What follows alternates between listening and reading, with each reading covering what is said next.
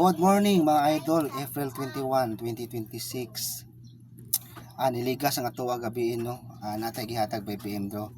Nigawas na 9 PM bro kay 670 ang ato 690 niligas ta. So reverse ta mga ka-idol. Atong ipanghatag ni Agi no, balikin nyo to kay kasagaran sa atong mga numero no, iwit siya manggawas. Naditik naman gud ni PCSO mga ka-idol ang atong ipanghatag. Daghan naman gud manaya mo nang giligas. Okay, natay pang 2 PM bro karon mga ka-idol. Hospital rin 256122 last 25622. Basig muligas ni mga ka-idol no.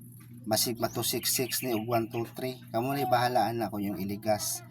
I-maintain lang ninyo mga ka-idol ang atong number kasagaran man gud iwit siya manggawas.